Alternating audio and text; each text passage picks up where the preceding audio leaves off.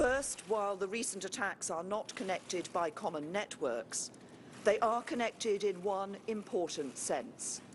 They are bound together by the single evil ideology of Islamist extremism that preaches hatred, sows division, and promotes sectarianism.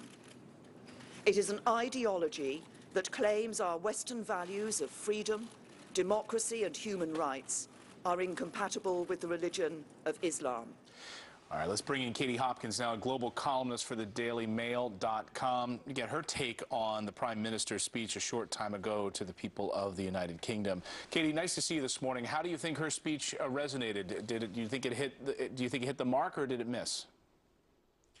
It missed the mark. I mean, we were relieved. I think I was relieved she didn't come out and say the stuff that our London mayor, Sadiq Khan, has been saying. Sadiq Khan has said, you know, we stand united. London is the safest city on the planet, maybe, that we carry on as normal. He's still saying the same old stuff, even as London Bridge has fallen down on his watch.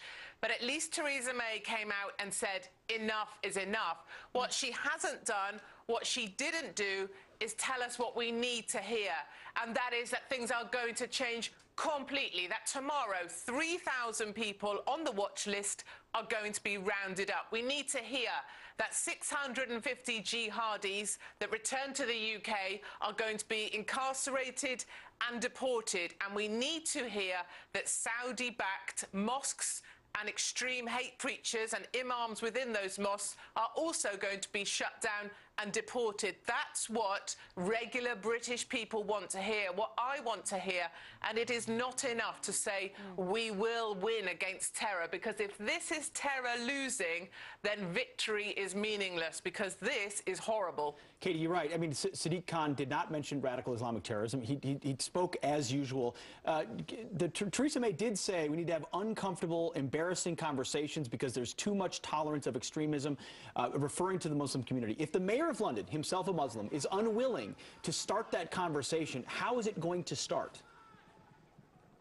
It is not going to start. We need to have much more than uncomfortable conversations. You know, we were told after the last attack just a few days ago by the head of UK's anti-terrorism unit. He said, look, we've rounded up the individuals responsible. Go out and enjoy yourselves. Well, you know what? Last night, that's exactly what people were doing. They were out in restaurants. They were out in bars. And a man from New Zealand was stabbed through the face, is now in a coma in hospital. An Australian lady had her throat slashed. Others were stabbed repeatedly with a 12-inch knife-bladed weapon. You know, our mayor here, Sadiq Khan, was sworn in on the Quran. He will not call this as Islamic extremism. He will not be honest about the problem we face. And until you can be honest about your problem, you have no hope of dealing with it. I can tell you, people are forlorn. You know, people say we are not cowed. We are cowed. We are broken. Regular families are forlorn that we are broken Britain. It is time for British people to stand up and demand action. Yeah, we've got to get over the political correctness. I totally agree with you there. We heard that from President Trump in his tweet just a few moments ago. We had you on the show on Friday, Katie, talking about climate change. I mean, that's what we thought we were going to wake up and talk about today. That has been the focus where you are over in Europe, that for many people, that is the #1 issue for them. And here we are once again waking up to a horrific terror attack.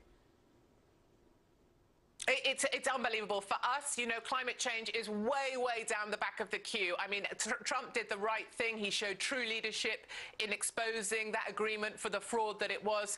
But for most of us today, it's about calling your loved ones, checking they're safe. I've had texts from my parents asking me to stay out of London today. I've had texts from my own children asking when I'll be home. And I've also heard conversations from a lot of people talking with their partners about how they get out of London, how they will not come near London. So contrary to the messaging that this is a safe city, a safe country, that is not how people here feel. They fear for their lives, they fear for their children's lives, and we have to step up and we need to start incarcerating, deporting, repeating until we clean this country up. So that's what, I mean, talk about the nuts and bolts of this. Nigel Farage on the show a short time ago, bringing up the word internment, bringing up the specter here in the United States of internment camps, Japanese internment camps. You're mentioning deportation and rounding up and mass incarceration. What would that look like? I mean, do you think that Theresa May, do you think that the British government would actually do that? I don't think they've got the stomach to do that. I don't think they've got the political will to do that. I also see how they pander still relentlessly to these preachers who are on the wrong side of this argument, people who are against the prevent strategy for counterterrorism, people like Cage, who speak out always in defense of Islam and how great it is, kind of Islamic preachers who speak out about the fact that what we need to be worried about is Islamophobia. We're not worried about that. We do need internment camps. Before, I would have bought the idea that, no, this gets more people radicalized. You know, that's not the solution. But we've gone beyond the tipping point. I tell you, this country cannot take another attack. What we actually needed to hear from Theresa May today when she walked out of number 10 was never again. That's the words we need to hear to have faith in this country, because I tell you, looking at my email, even liberal left individuals are emailing me to say, I can't tell my friends, but we have got this chronically wrong. I don't know what we're going to do about this country. Well, it's a really upsetting state of affairs. President Trump tweeted his support for the British people this morning. Certainly we stand with you as well. Yeah. Thank you for your commentary this morning. Katie Hopkins, good to have you with us. Thank you very much.